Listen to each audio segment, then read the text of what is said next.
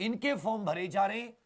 जितने दिन आपको मिले थे लगभग 21 दिन फॉर्म भरने के, उसमें से आधे दिन आपके बीत चुके हैं, आधे दिन लगभग बचे हैं। तभी जिसने भी ये फॉर्म नहीं भरा वो सारे के सारे आप लोग फॉर्म भर दीजिए। आप लोगों ने फॉर्म भर दिया? एक बार जितने लाइव देख रहे हैं आप लोग बताइए कि क्या आप लोगों ने फॉर्म भर दिए हैं? 8085 के करीब ये राजस्व लेखपाल के पद हैं। ये पद राजस्व लेखपाल के हैं, मंडलवार पद हैं। अब ये जो इसकी मेरिट लगेगी वो कैसे लगेगी वो तो आयोग ही जाने, लेकिन इसने जो पद बताए वो मंडलवार हो सकता है कि जो वैकेंसी हो मंडल में हो, अपना जिला या अपना जो पहले आसपास पोस्टिंग होती थी वैसी ना मिलके आपको अपने मंडल के जिलों में, क्योंकि राजस्व का राज्य के बाद में जो इकाई होती है वो मंडल होती है, मंडल के बाद में चीजें जिले पर आ जाती हैं। तो मंडलवार वैकेंसी है। 12वीं पास, लास्ट डेट तक 12वीं पास आपकी शिक्षा होनी चाहिए और 18 से 40 वर्ष यह आपकी उम्र होनी चाहिए। बाकी SC ST OBC के लिए 5 साल की छूट भी है, ये एज जनरल कैंडिडेट के लिए। तो इसमें ना तो एज की कोई आपको दिक्कत है, 12वीं पास लगभग आप सारे होते ही हैं। ये एक ऐसी नौकरी है कि जिसमें एज ओवर नहीं होती, ओवर तो होती है लेकिन फिर भी ओवर होते होते भी 40 वर्ष तक आप अपने फॉर्म भर सकते हैं। 40 वर्ष तक जनरल कैंडिडेट के लिए एकमात्र ऐसी नौकरी है कि जिसमें 18 वर्ष से 40 वर्ष तक आप फॉर्म भर सकते हैं। अच्छे से याद रखिएगा, आपके पास 2 रिक्वायरमेंट होनी चाहिए। पीईटी का स्कोर कार्ड, अब स्कोर बेशक आपके पास कुछ भी हो, मतलब पीईटी का स्कोर कार्ड होना चाहिए, चाहे स्कोर कुछ भी हो, चाहे स्कोर कुछ भी हो। अभी इन लोगों ने इस बात की कोई जानकारी आप लोगों को नहीं दी है फॉर्म में कि कैसे क्या इनका शॉर्ट लिस्टिंग का तरीका होगा, शॉर्ट लिस्टिंग किस तरीके से करेंगे।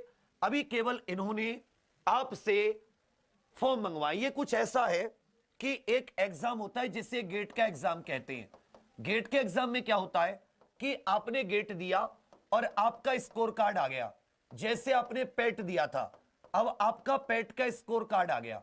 अब ये लोग क्या करेंगे कि जैसे अब गेट का तो हो गया, अब मान लेता हूं PSU होती है, जैसे आपकी ONGC आदि हो गई, ये अपनी, और आपकी जो ये आपका इंडियन ऑयल हो गया, इंडियन ऑयल हो गया, BPCL हो गया, भारत पेट्रोलियम, हिंदुस्तान पेट्रोलियम आदि, कोल इंडिया लिमिटेड, ये जो PSU होती है, अब इनके अलग अलग वैकेंसी निकलती हैं और ये लोग तय कर देते हैं पहले ही कि भाई इतने % वाले बच्चे ही आवेदन कर सकते हैं या जिनका स्कोर ये हो गेट के। उसके बाद में उन लोगों का एग्जाम नहीं होता, इंटरव्यू कंडक्ट होता है। तो इन्होंने भी पेट कुछ इसी तरह रचा, लेकिन इन्हें पहले से ही स्कोर क्लियर कर देना चाहिए था।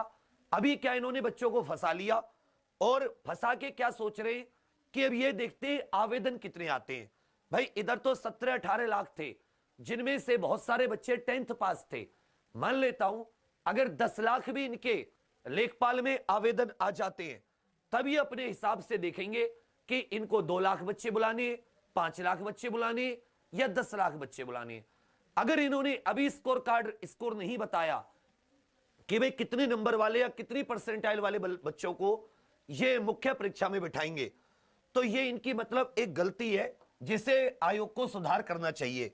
या फिर जितने भी बच्चे हैं, जितने भी आवेदन आए, उन सबको लेखपाल की परीक्षा देने का एक और मौका देना चाहिए, क्योंकि पेट पहली बार हुआ था और ये क्लियर भी नहीं है।